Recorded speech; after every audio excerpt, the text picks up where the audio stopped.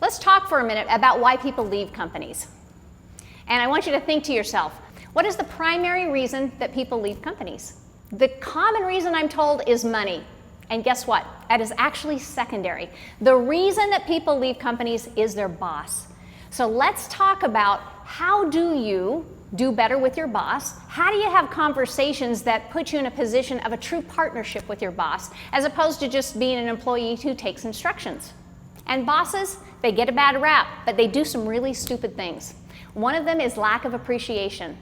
79% of employees say that lack of appreciation is a reason that they are dissatisfied in the workforce. And yet gratitude and appreciation are absolutely free. So why don't bosses do it more? So the number one reason that people quit their jobs is because of their bosses. Their boss doesn't respect them. Their boss doesn't listen to them or see them. My boss didn't keep a promise to me. How many times has your boss said, yes, I'll get you the title, yes, I'll get you the pay, and nothing ever happens? Or my boss didn't tell me that I was doing something right or something wrong. I've been in human resources for 20 plus years. And here's the one thing I know absolutely for sure. A boss is going to come to me and say, I need to fire Johnny. And I'm going to say, does Johnny know it's coming? And the boss is going to say, oh, Johnny knows it's coming. And here's the one thing I know for sure. Johnny doesn't know it's coming. We as humans, and not just managers, are horrible at actually giving feedback. We don't like conflict. We don't like conflict as human beings. And so how can you reverse that so that you can get the feedback that you need? I speak all over the country, and I ask people to raise their hands and say, by raise of hands, how many of you would like to have better feedback on how you're doing at work? 100% of those hands go up. And when I ask the second follow-on question, which is, how many of you know where you stand clearly at work? How many of you know how you stand with clarity at work? And very few hands go up. Feedback is a two-way street. Where in the rule book at companies does it say we have to wait for our managers to give us feedback? Because I've worked at a lot of companies, I have yet to see that. And yet we do that when our careers are on the line. What happens if you turn it on its head and you instead become the instigator asking for feedback in your career? How could that impact your career? I can tell you from seeing thousands and thousands of people's careers move up or down that it impacts it dramatically.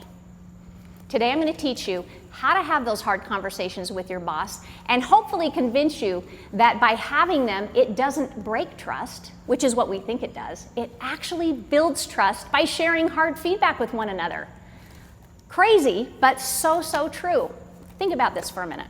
If you hear that somebody's talking smack about you at work, especially if it's your boss, trust is immediately broken, and it takes a long time to get it back. Even if it's not about you, if you hear your boss talking about a coworker, instantly what happens is you say, ooh, I wonder what they say about me when I'm not present. That's what happens.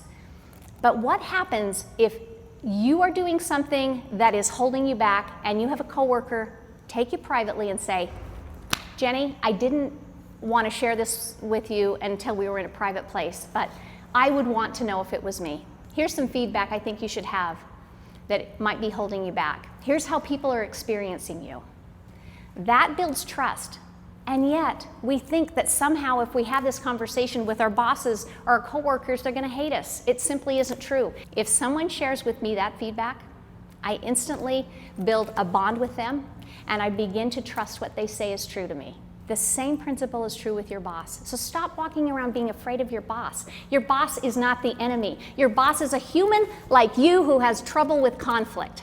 So let's learn today, how do I talk to my boss in a way that doesn't get me fired? Which I know is what you're worried about. Let's talk about burnout first. How do you address your boss when you're burned out and feeling completely overwhelmed?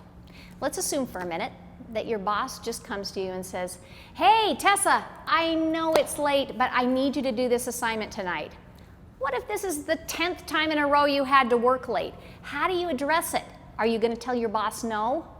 No, you're not going to tell your boss no. That's ridiculous. We don't tell our bosses no, but you can learn to have a great discussion that puts it out on the table in a way that's respectful. Let me teach you how to do it. Number one, you've got to create safety when you're going to have a conversation with a power dynamic, with a boss. Creating safety is actually not that hard. So in this instance, I might say to my boss to create safety, Joe, I appreciate so much the confidence that you have in me and that you keep bringing really critical assignments to me. That feels pretty safe, right? I'm not trying to be a bad person. I'm not trying to be obstinate or insubordinate.